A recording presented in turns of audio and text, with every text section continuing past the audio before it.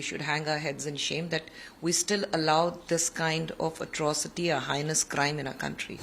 As a महिला MP और as a महिला मन को दुखाने वाली इंसिडेंट जो बोलते हैं, This is the time that we all need to put our political differences aside rather than start the blame game.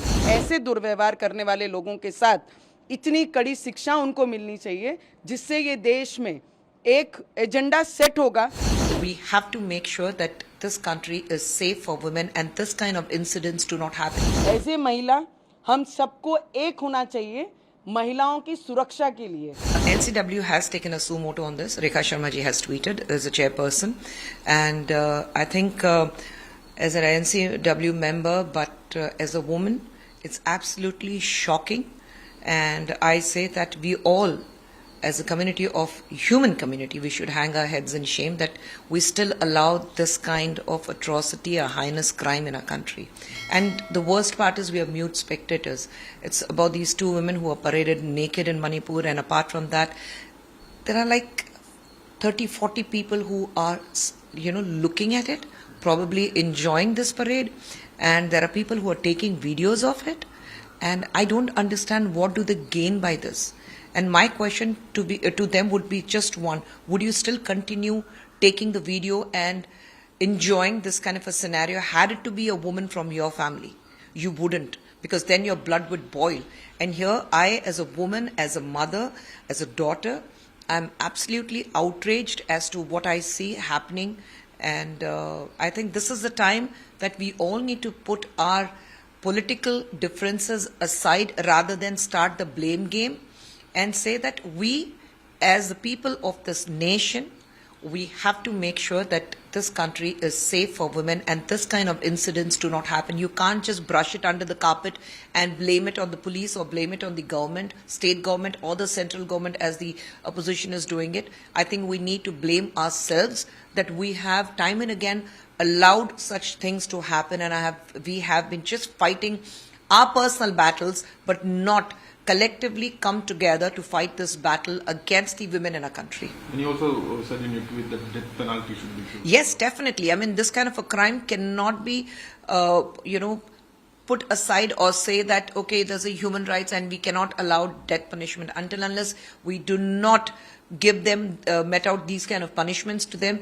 People are just going to take it lightly and they say, after all, it's just going to be jail for a few years or there'll be a bail and I'm going to walk out of it because I have some political mileage, some political gain, or there's a human rights commission who's going to fight for me to come out of the bail. I think we have to get a very stringent law, and this kind of, the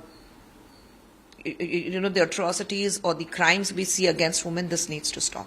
As a महिला MP और as a महिला मन को दुखाने वाली incident जो बोलते हैं, सिर्फ वो महिलाओं का अपमान नहीं, जिस देश में हम रहते हैं, जहां भारत माता करके हम बोलते हैं, जिस देश को माता के नाम से हम पूछते हैं, और उस देश में अगर ऐसे महिलाओं के साथ में घटना होंगी, दुर्व्यवहार होगा, तो मुझे लगता है ये सरकार ने, फिर कोई भी सरकार हो, कोई ऑपोजिशन इसको राजनीति से जोड़ती है या राजनीति से बाहर करती है.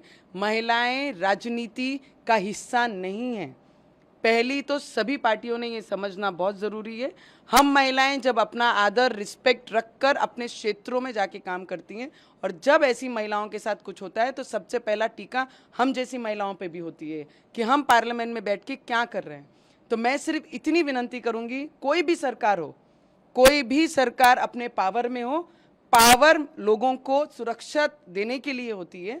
और मैं इतनी विनती करूंगा और मेरा पूरा विश्वास है केंद्र सरकार, राज्य सरकार ने ऐसे दुर्व्यवहार करने वाले लोगों के साथ इतनी कड़ी शिक्षा उनको मिलनी चाहिए जिससे ये देश में एक एजेंडा सेट होगा कि इस देश में जहां पर भारत माता करके हमारी शुरुआत होती है दिन की और रात भी उससे होती है, और स्वाभिमान से हम जिस देश में रहते हैं, हमारी संस्कृति, हमारे संस्कार उस देश में इस तरीके से रोड पे लाकर उन्होंने उसका दुर्व्यवहार ऐसा महिलाओं के साथ नहीं होना चाहिए. तो मैं उनसे ज़रूर डिमांड करूंगी कि उन व्यक्तियों को कड़क से कड़क शिक्षा होनी चाहिए.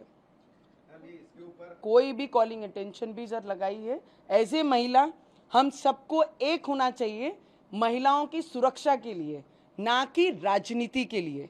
जब मैं महिला करके बोलती हूँ तो मेरा काम है महिलाओं को सेफ रखना, उनकी इज्जत रखना, उनकी रिस्पेक्ट रखना, ना कि उनकी इज्जत को भरे पूरी सभा में उछालना। राजनीति आपके पक्ष की होगी, पर मेरे लिए मेरी महिलाओं की इज्जत, वही मेरा धर्म मुझे सिखाता है उनकी करना।